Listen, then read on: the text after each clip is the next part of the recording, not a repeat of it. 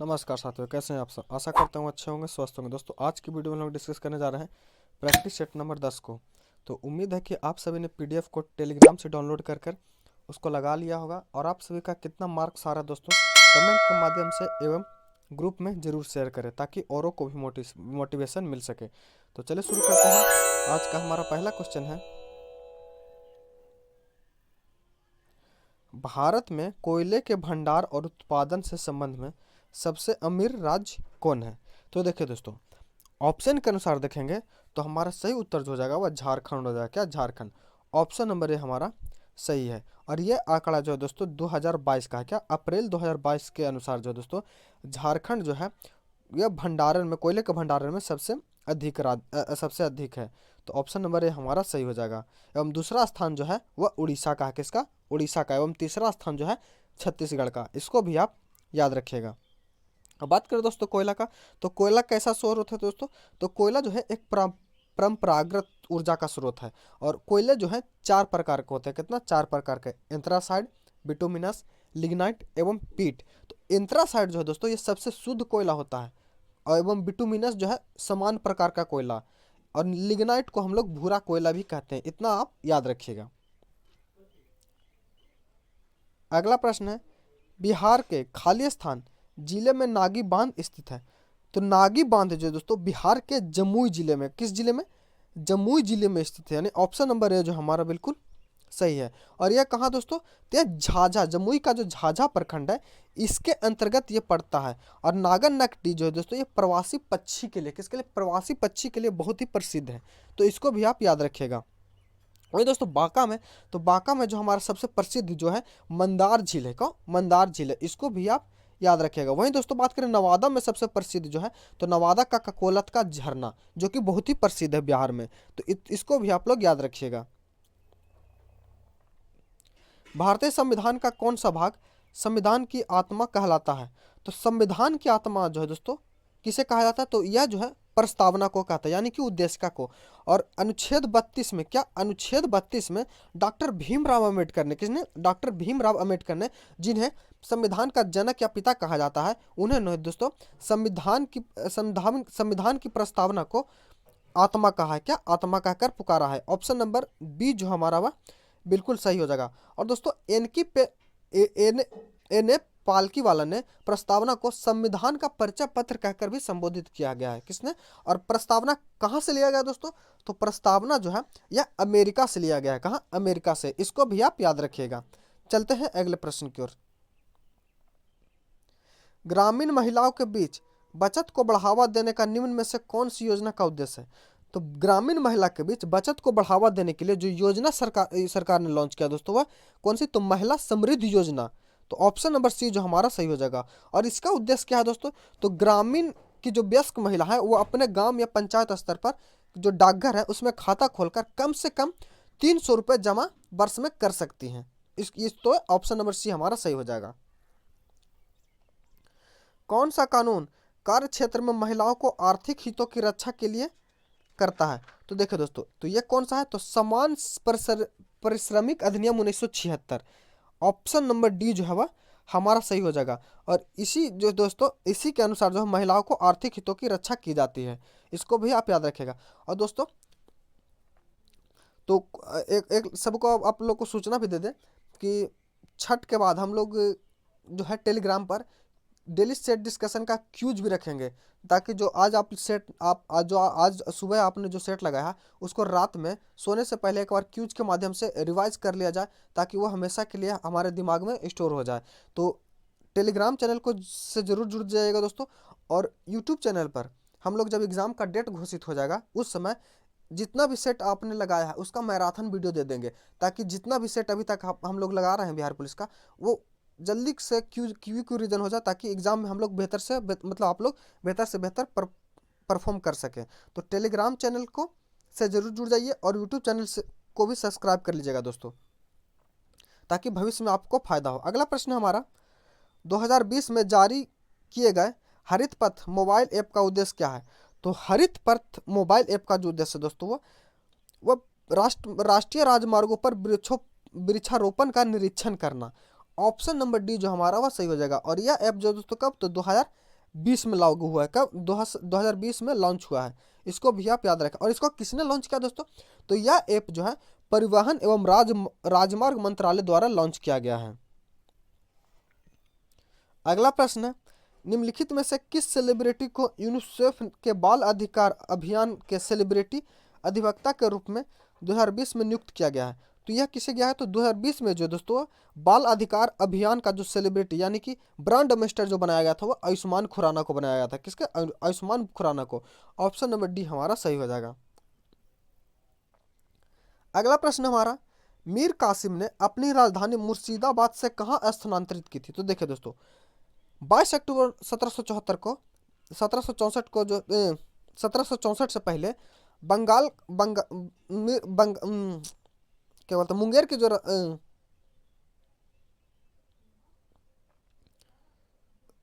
राजधानी थी तो वह कहाँ हुआ करती थी? तो वो ध्यान में नहीं आ रहा। अच्छा दोस्तों, हाँ मीर कासिम ने अपनी राजधानी मुर्शिदाबाद से मुंगेर, हाँ मुंगेर की दोस्तों। कहाँ दोस्तों? मुंगेर की थी। कहाँ? मुंगेर। ऑप्शन नंबर ए आपको याद रखिएगा दोस्तों। और मुंगेर में ही दोस्तों मीर कासिम ने गोला बारूद निर्माण करने का कारखाना लगाया था। और बंगाल का नवाब जो था दोस्तों मीर कासिम कब बना था? तो यह 1760 ईस्वी में बना था। कब? 1760 ईस्वी में। इसको भी आप याद रखिएगा। अगला प्रश्न है, निम्न में से किस राज्य में भारत के गुज्जर एवं बकरवाल जनजाति निवास करते हैं? तो भारत में गुज्जर एवं बकरवाल जनजाति जो है तो ये जम्मू कश्मीर में निवास करते हैं। कहाँ? जम्मू कश्मीर में। ऑप्शन नंबर सी जो हमारा वह सही हो जाएगा। वहीं दोस्तों बात करें राजस्थान की प्रसिद्ध जाति, तो राजस्थान में जो है एक प्रसिद्ध जनजाति जो है मीना, यहाँ की प्रसिद्ध जनजाति है। वहीं दोस्तों बात करें भील जो कि भारत की सबसे बड़ी जनजाति है, यह महाराष्ट्र और मध्य प्रदेश के क्षेत्र में पाई जाती है एवं कुछ जो है राजस्थान में भी पाई जाती है। अगला प्रश्न है, वन स्टॉप सेंटर योजना जानी जाती है किस लिए? तो वन स्टॉप सेंटर योजना है दोस्तों, यह किस लिए जानी जाती है? तो यह दोस्तों शैक्षिक केंद्र के रूप में। ऑप्शन नंबर डी हमारा सही हो जाएगा।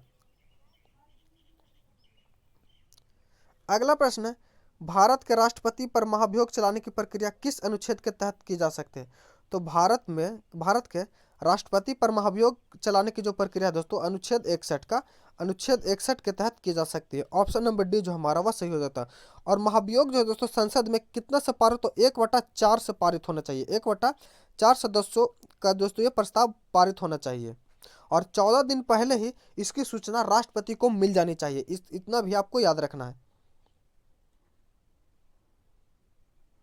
नहीं माफ कीजिए, 1/4 से दोस्तों प्रस्तावना क्या बोलते हैं महाभियोग को संसद में पेश किया जा सकता है। इसको पास जो होना चाहिए वो 2/3 से होना चाहिए। कितना? 2/3 से पास होना चाहिए। अगला है, भारत की जनगणना 2011 के अंतिम जनसंख्या योग पीए के अनुसार किस राज्य केंद्र शासित में लिंगानुपात सबसे कम था? तो सबसे कम जो लिंग अनुपात था दोस्तों वो दमन और दीव का। कितना? दमन और दीव का। और दमन और दीव का दोस्तों लिंग अनुपात कितना है? तो 618। कितना? 618। वहीं दोस्तों बात करें बिहार का, तो बिहार का जो लिंग अनुपात है वो 918 है। कितना? 918। एवं हरियाणा का दोस्तों सबसे कम है। कितना? 879। इसको भी आप याद रखिएगा। 2020 में होप मिशन टू मार्स किस देश के द्वारा प्रक्षेपित किया गया था? तो होप मिशन टू मार्स जो दोस्तों ये यूएई यानी किसके यूनाइटेड अरब अमीरात के द्वारा प्रक्षेपित किया गया था। ऑप्शन नंबर ये हमारा सही हो जाएगा। और यह जो दोस्तों मंगल ग्रह पर होप मिशन भेजने वाला जो है यह पहला प्रथम देश बन गया है। आयुर्वेद के महान विद्वान चरक किस राजवंश के शासनकाल से संबंधित है? तो यह जो दोस्तों कुषाण राजवंश से, किससे? कुषाण राजवंश से संबंधित है। ऑप्शन नंबर डी जो हमारा वह सही हो जाएगा। और इन्होंने जो दोस्तों धन्वंतरी नहीं दोस्तों कुषाण आयुर्वेद के चरक ने दोस्तों चरक संहिता, क्या चरक संहिता पुस्तक लिखी है। अगला प्रश्न है, आत्मीय सभा की स्थापना किसने की थी? तो देखिए दोस्तों आत्मीय सभा की स्थापना जो राजा राम मोहन राय ने 1815 ईस्वी में, कब? 1815 ईस्वी में किया था। और इसकी स्थापना कहाँ की गई थी दोस्तों? तो कलकत्ता ईस्वी में, जो कि 1823 में जो तो ये निष्क्रिय हो गई थी। वहीं दोस्तों बात करें ज्योतिबा फुले के, तो ज्योतिबा फुले ने 1873 ईस्वी में सत्यशोधक समाज की, किसकी? सत्यशोधक समाज की स्थापना महाराष्ट्र में की थी। वहीं दोस्तों बात करें राजा राम मोहन राय की, तो राजा राम मोहन राय ने जो है और भी एक संस्था ब्रह्म समाज, क्या ब्रह्म समाज की स्थापना जो है 1828 ईस्वी में, कब? 28 ईस्वी में की थी। और इन्हीं के प्रयास से दोस्तों 1829 में सती प्रथा को समाप्त कर दिया गया था लॉर्ड बेंटिंग की सहायता से। वहीं दोस्तों बात करें स्वामी दयानंद सरस्वती की, तो स्वामी दयानंद सरस्वती ने दोस्तों 1875 ईस्वी में, कब 1875 ईस्वी में आर्य समाज की स्थापना, एवं स्वामी विवेकानंद ने रामकृष्ण मिश्र की स्थापना 1857 ईस्वी में किया था। और वही दोस्तों स्वामी विवेकानंद जो है दोस्तों, ये प्रथम विश्व हिंदू सम्मेलन कब हुआ था, तो यह 1893 में भाग लिए थे। और इन्होंने दोस्तों उनसे इनको बहुत ही विख्याति प्राप्त हुई थी, यानी बहुत ही प्रसिद्ध हो गए थे। अगला प्रश्न है, महात्मा गांधी राष्ट्रीय ग्रामीण रोजगार गारंटी योजना अधिनियम के तहत कितने दिन का रोजगार प्रदान किया जाता है, तो इसके अंतर्गत दोस्तों 100 दिन का, किसका 100 दिन का रोजगार जो है प्रदान किया जाता है। और इसका नाम दोस्तों महात्मा गांधी राष्ट्रीय ग्रामीण रोजगार, दोस्तों इसका जो पहला नाम था वह राष्ट्रीय ग्रामीण रोजगार था। क्या, राष्ट्रीय ग्रामीण रोजगार, जो मतलब यानी कि नरेगा था, जिसे 2 अक्टूबर 2009 में नरेगा का नाम बदलकर मनरेगा कर दिया गया था। इसको भी आप याद रखें, तो 2 अक्टूबर 2009 को। निम्नलिखित में से किसे फ्रेंच ओपन 2020 का महिला एकल खिताब जीता, तो 2020 का महिला एकल खिताब जो है दोस्तों किसने जीता है, तो इवागा स्वियातेक ने। ऑप्शन नंबर डी हमारा सही हो जाएगा। और दोस्तों अगर वीडियो अच्छा लगे तो उसको लाइक जरूर कीजिए और ग्रुप एवं दोस्तों में जरूर शेयर कीजिए दोस्तों, ताकि औरों को भी इसका फायदा मिल सके। अगला प्रश्न है, चटगांव शस्त्रागार डकैती की योजना किसने तैयार की थी, तो चटगांव शस्त्रागार डकैती की जो मास्टरमाइंड थे दोस्तों वह सूरसेन थे। कौन, सूरसेन। ऑप्शन नंबर बी हमारा सही हो जाएगा। और इन्हें जो दोस्तों मास्टर दा के नाम से भी जाना जाता है। क्या, मास्टर दा के नाम से भी जाना जाता है। और इनको फांसी कब दी गई थी दोस्तों, तो इनको जो है दोस्तों 1934 ईस्वी में, कब 1934 ईस्वी में फांसी दी गई थी, 12 जनवरी 1934 को। इसको भी आप याद रखिएगा। वही दोस्तों भगत सिंह को कब फांसी दी गई थी, तो भगत सिंह को कब फांसी दी गई थी, आप लोग कमेंट करके बताएं। अगला प्रश्न है, भारत का उष्णकटिबंधीय वन शोधक संस्थान कहाँ है, तो यह दोस्तों जबलपुर में। कहाँ, जबलपुर में। ऑप्शन नंबर डी जो हमारा वह सही हो जाएगा। और इसकी स्थापना जो 1973 में की गई, कब, 1973 में। इसको भी आप याद रखें। वहीं दोस्तों बात करें भारतीय वन अनुसंधान संस्थान, इसका मुख्यालय जो है देहरादून में। कहाँ, देहरादून में। अगला प्रश्न हमारा, निम्नलिखित में से कौन सी समिति मुख्यतः जनजाति क्षेत्र के पंचायती राज से संबंधित है, तो यह दोस्तों कौन सा, तो यह दिलीप भूरिया समिति। दिलीप भूरिया समिति का जो है दोस्तों संबंध जो है जनजाति क्षेत्र में पंचायती राज से संबंधित है। ऑप्शन नंबर बी हमारा सही हो जाएगा। अगला प्रश्न है, प्रधानमंत्री सहज बिजली हर घर योजना का नाम क्या है, तो प्रधानमंत्री सहज बिजली हर घर योजना का नाम जो है दोस्तों वह सौभाग्य है। क्या, सौभाग्य। ऑप्शन नंबर ए हमारा सही हो जाएगा।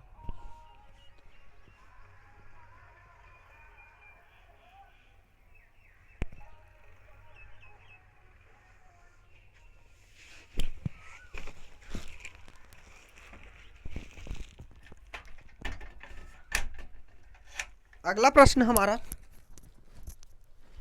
निम्न में से कौन सी वैश्विक समस्या है, तो वैश्विक समस्या जो दोस्तों देखेंगे तो ऑप्शन नंबर ए आतंकवाद जो हमारा एक वैश्विक समस्या है। अगला प्रश्न है, अगस्त 2020 में निम्नलिखित में से कौन जम्मू कश्मीर का उपराज्यपाल नियुक्त किया गया है, तो 2020 में दोस्तों जम्मू कश्मीर के जो उपराज्यपाल थे वह कौन थे, तो वह जो थे मनोज कुमार सिन्हा, जो कि वर्तमान में भी हैं। ऑप्शन नंबर ए हमारा सही हो जाएगा।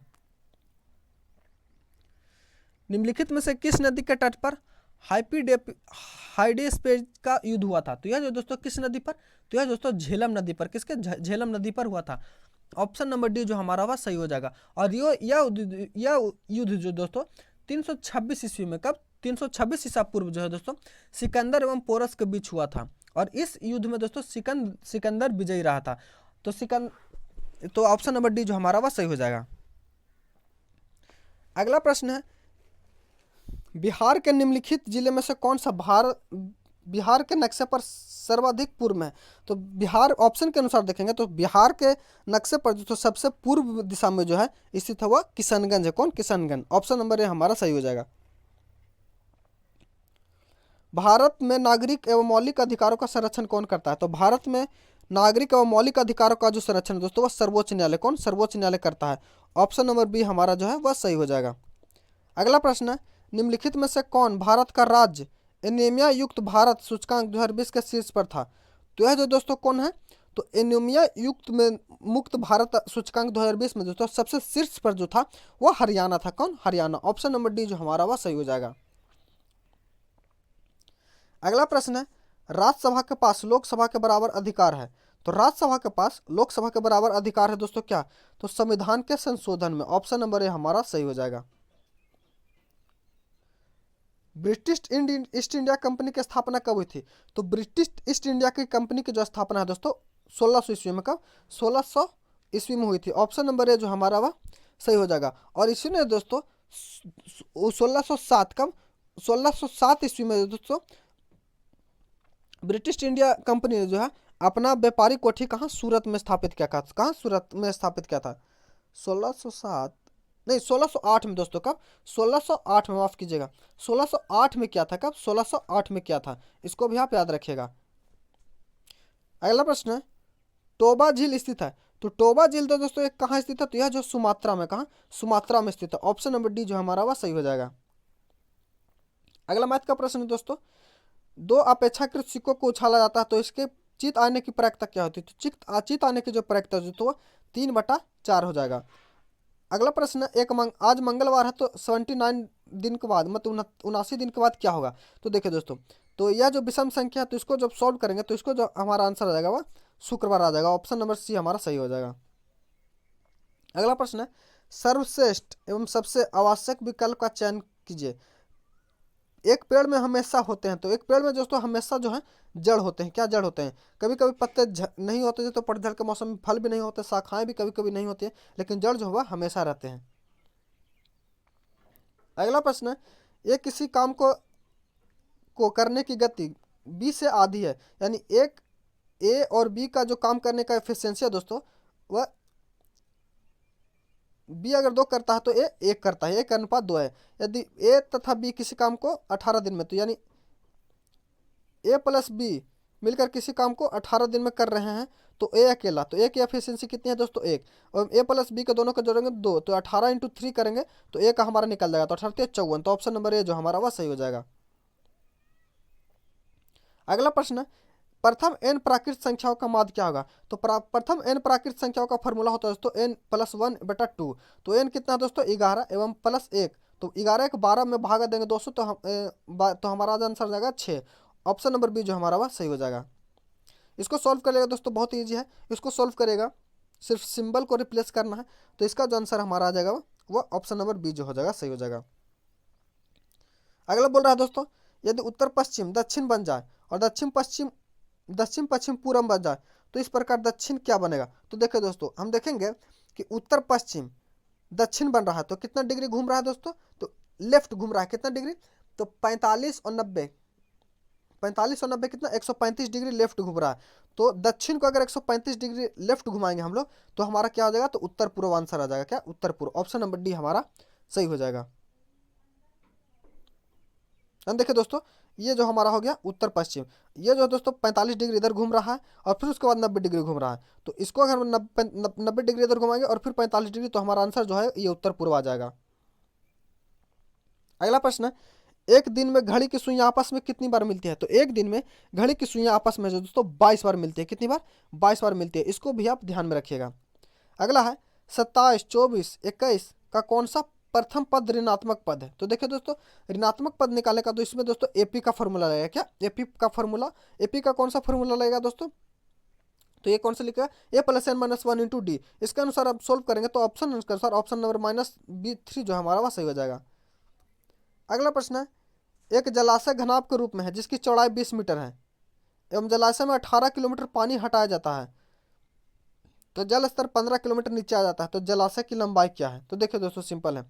आयतन जो दोस्तों 18 है, तो 18 इंटू अगर कन्वर्ट करेंगे तो 18,000 लीटर, और इसका जो क्षेत्रफल कितना होता है, घनाभ का आयतन क्या होता है? तो लंबाई गुने चौड़ाई गुने ऊंचाई, तो लंबाई हमारा कितना है? तो लंबाई दोस्तों 15 मीटर नीचे आता है, तो 15 हो जाएगा लंबाई दोस्तों। ऊंचाई हो जाएगा 15 मीटर। क्या? 15 मीटर ऊंचा हो जाएगा हमारा, और चौड़ाई जो है 20 मीटर। तो लंबाई निकालना है, इसको कैलकुलेट करेंगे दोस्तों, तो कैलकुलेट करने के बाद जो हमारा आंसर आएगा वह कितना आएगा? तो 60 मीटर आ जाएगा। ऑप्शन नंबर बी हमारा सही हो जाएगा। अगला प्रश्न बोल रहा है 40 विद्यार्थी की एक पंक्ति है, श्याम बाई ओर से 13वां, यानी बाई ओर से 13वां, जबकि नीना दाई ओर से 9वां स्थान है। तो 13 और प्लस 9 जोड़ देंगे दोस्तों, और श्याम और नीना के बीच कितने विद्यार्थी है, तो इधर से भी 13 और इधर से कुछ है, और इधर से 13 और 9 कितना हो जाएगा दोस्तों, तो 13 और 9 को हम लोग जोड़ेंगे,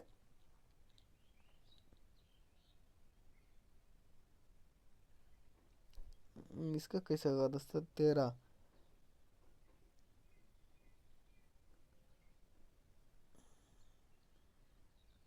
इसको सॉल्व करेगा दोस्तों, तो इसको सॉल्व करने का आंसर हो जाएगा 14 आ जाएगा। क्या 14, ऑप्शन नंबर सी हमारा सही हो जाएगा। निम्न से पूरा श्रृंखला मतलब 10 और 15, 10 5 जोड़ेंगे दोस्तों तो 15 आएगा, 15 और 10 जोड़ेंगे तो 25 आएगा, 25 25 और 15 जोड़ेंगे तो 40 आ जाएगा हमारा, और 40 और 15 जोड़ेंगे, 40 और 25 जोड़ेंगे तो हमारा दोस्तों 65 आ जाएगा आंसर। इसमें दोस्तों एक्स का मान निकालने कर रहा है, तो दोनों तरफ अगर हम स्क्वायर करेंगे और सोल्व करेंगे तो हमारा एक्स का मान निकल जाएगा। अगर दोस्तों इस प्रश्न में देखेंगे दोस्तों, तो ऑप्शन नंबर ए जो हमारा वह सही है। इसमें दोस्तों 52 पत्तों की एक अच्छी तरह फेंटी गई ताश के एक पत्ती निकाला गया, चित्र काले बात, तो चित्र वाले जो दोस्तों 4 इंटू 3 करेंगे तो 12, यानी चित्र जो बेगम बादशाह एवं गुलाम तीनों जो दोस्तों चित्र है, तो हर एक पत्ते 4 रंग होते हैं, तो टोटल कितनी है, बावन, कितना 12 जो हो गए चित्र वाले हैं, और टोटल पत्तों की संख्या होती है 52, तो 52 बटा अगर 12, 52, 12 बटा 52 करेंगे दोस्तों, तो काटेंगे हम लोग, तो हमारा 3 3 13 13 चौको 52, ऑप्शन नंबर सी जो हमारा वह सही हो जाएगा।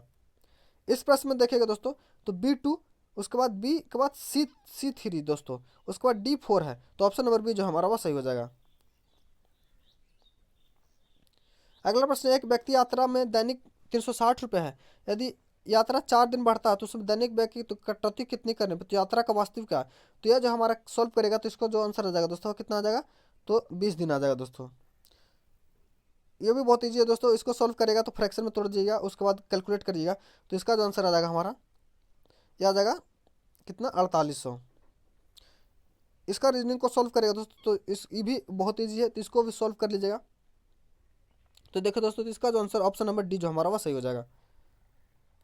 30 मीटर, इसका भी ये सब इसको सॉल्व करेगा दोस्तों, तो इसको सॉल्व करने के बाद आपका आंसर आ जाएगा 25%। दोस्तों वीडियो बहुत लंबा हो जाएगा, जिस वजह से मैथ का हम सोल्यूशन थोड़ा शॉर्ट में कर दे रहे हैं, क्योंकि इसमें मैथ की संख्या जो है बहुत ही अधिक है। इस प्रश्न को दोस्तों सॉल्व करेगा तो ये डायग्राम वाला है, बहुत ही ईजी प्रश्न है। इसका जो आंसर हो जाएगा दोस्तों वो 51 का 46%। 52 का अगर फिर भी आपको वीडियो नहीं समझ में आया तो कमेंट करिएगा, या टेलीग्राम पर आप मैसेज कीजिएगा, हम इसको डिटेल सोल्यूशन आपको भेज देंगे। 51, हम दोस्तों 51 को सॉल्व करेगा तो इसका जो आंसर आ जाएगा एक हो जाएगा। 52 को सॉल्व करेगा तो इसका जो आंसर आ जाएगा 63.64%। एवं 53 को सॉल्व करेगा तो इसका जो हो जाएगा 10,000। 54 को सॉल्व करेगा तो इसका जो आंसर आ जाएगा दोस्तों 12.5। एवं 55 को सॉल्व करेगा तो इसका आंसर हो जाएगा 70,000।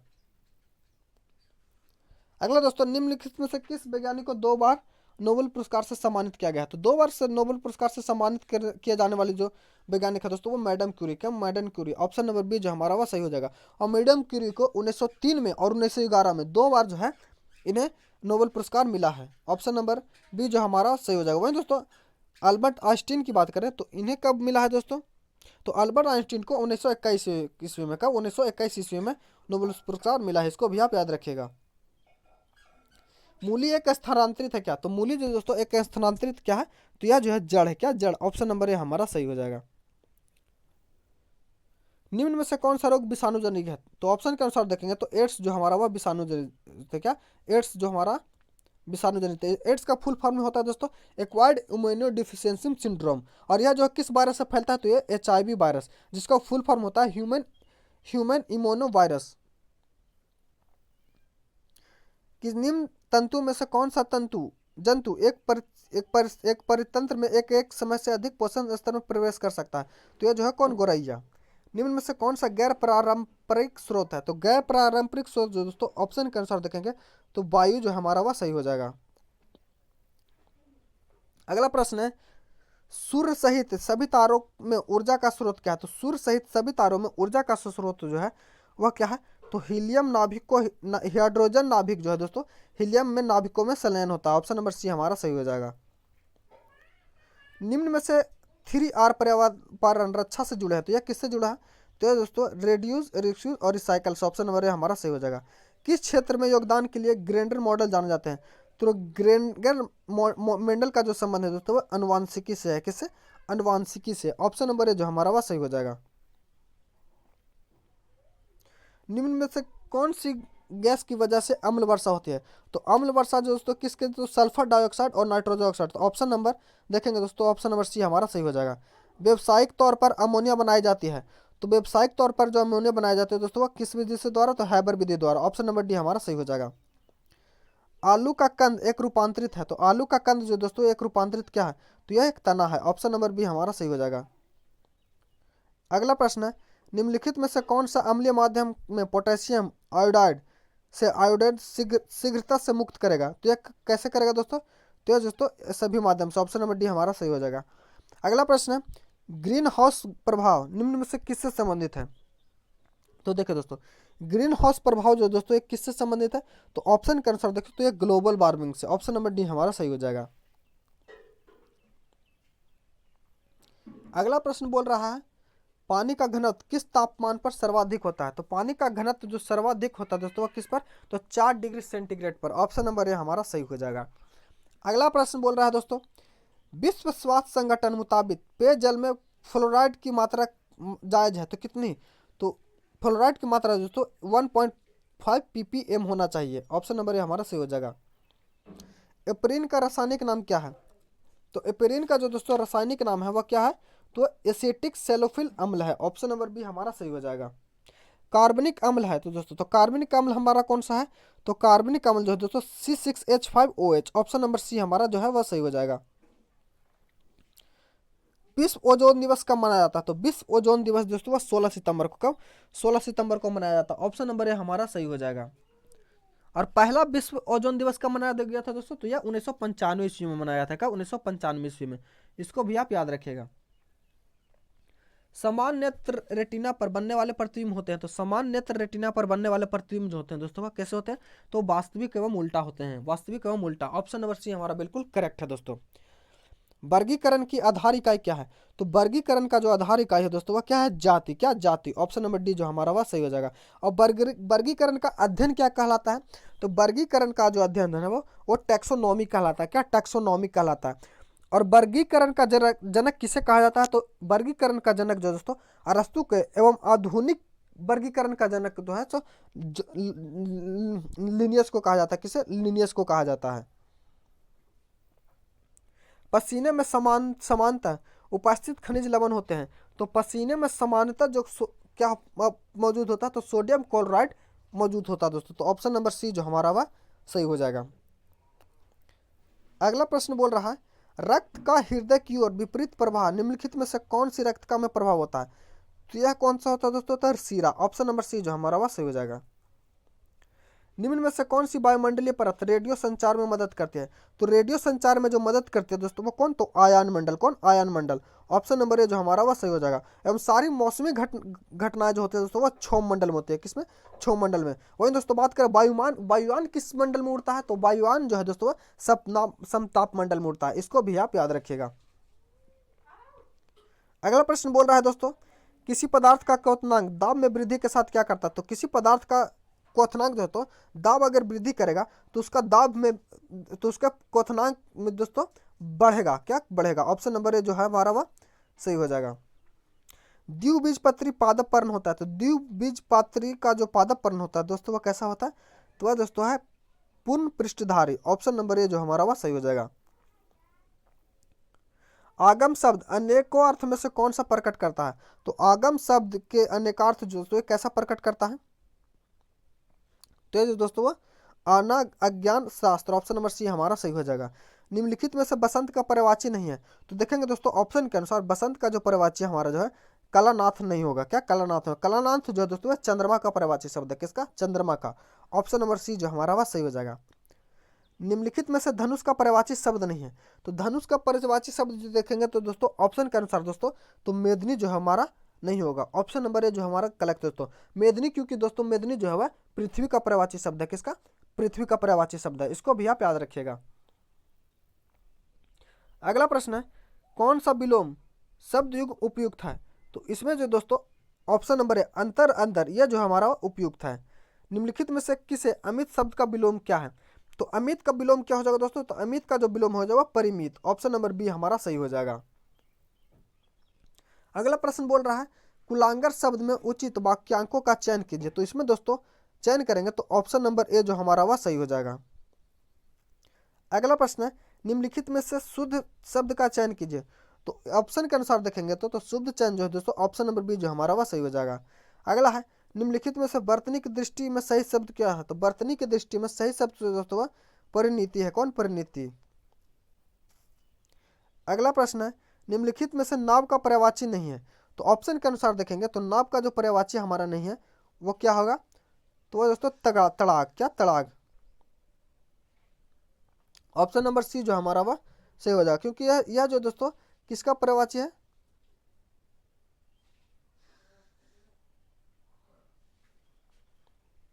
या आप लोग कमेंट करके बताइए। अगला है निम्नलिखित में से वर्तनी की दृष्टि से सही शब्द क्या होगा? तो ऑप्शन के अनुसार देखेंगे दोस्तों तो इसमें जो वयस्क जो है यह सही होगा। अगला प्रश्न निम्नलिखित में से व्यक्त विलोम होगा। तो किसका विलोम? व्यक्त का विलोम क्या होगा दोस्तों? तो व्यक्त का विलोम जो हमारा हो जाएगा वो दोस्तों लुप्त हो जाएगा। क्या? लुप्त। गौरव का विलोम क्या होगा? तो गौरव का विलोम जो होगा वह क्या होगा? तो वह जो हमारा लाघव हो जाएगा। क्या? लाघव। ऑप्शन नंबर सी हमारा सही हो जाएगा। अगला प्रश्न है निम्नलिखित में से संकर शब्द है। तो संकर शब्द कौन सा है? तो संकर शब्द जो है वो हमारा रेलगाड़ी है। क्या? रेलगाड़ी। ऑप्शन नंबर सी जो है वह सही हो जाएगा। अगला प्रश्न है किस समूह के शब्द के देवता पर्यायवाची है? तो देवता का जो पर्यायवाची है वो क्या हो जाएगा? तो वह हो जाएगा देव, सुर और अमर, असर। ऑप्शन नंबर सी हमारा सही हो जाएगा। अगला है उद्भव शब्द का तत्सम रूप क्या है? तो उद्भव शब्द का तत्सम रूप जो है वह क्या हो जाएगा? तो वह उबटन हो जाएगा। क्या? उबटन। ऑप्शन नंबर डी जो हमारा वह सही हो जाएगा। अगला दोस्तों गद्यांश को पढ़कर उत्तर देना है। तो इसको आप पढ़ लीजिएगा और पढ़कर उत्तर आप लोग निकाल लीजिएगा। इसका आंसर ऐसे बता देते हैं। शोकाकुल का संधि विच्छेद क्या होगा? तो शोकाकुल का जो संधि विच्छेद होगा दोस्तों वो क्या होगा? तो यह जो होगा शोक प्लस आकुल। ऑप्शन नंबर डी हमारा सही हो जाएगा। लिच्छवियों को बीजपत्री समृद्धि देने के कारण क्या था? तो इसका जो कारण क्या था? तो इसका जो कारण क्या था? लिच्छवी को प्रति स्नेह भाव। ऑप्शन नंबर ए हमारा सही हो जाएगा। तथागत समानार्थी शब्द क्या है? तो तथागत का समानार्थी शब्द जो है यह क्या है? तो यह बुद्ध है। वह दोस्तों तथागत अपने शरीर को अधिक चलाने के पक्ष में क्यों नहीं थे? तो यह क्यों नहीं थे दोस्तों? तो यह ऑप्शन नंबर ए जो इसका सही हो जाएगा। तथागत और अनंत के बीच कौन सा रिश्ता था? तो इनके बीच जो दोस्तों शिष्य और गुरु का रिश्ता था। ऑप्शन नंबर बी हमारा सही हो जाएगा। उम्मीद करता हूँ वीडियो आपको अच्छा लगा होगा। अगर चैनल पर नए हैं तो चैनल को सब्सक्राइब कर लीजिए और टेलीग्राम चैनल से जुड़ जाइए दोस्तों, क्योंकि इसका जो मैराथन रिवीजन का मैराथन वीडियो वो इसी चैनल पर आएगा और रिवीजन क्यूज जो है दोस्तों रात में टेलीग्राम चैनल पर चलेगा। और तो दोनों चैनल को सब्सक्राइब कर लीजिए और टेलीग्राम से जुड़ जाइए दोस्तों। और वीडियो अगर अच्छा लगे तो दोस्तों एवं ग्रुप में भी शेयर करिए ताकि औरों को फायदा मिल सके। तो मिलते हैं अगले से डिस्कशन में, तब तक के लिए धन्यवाद। जय हिंद।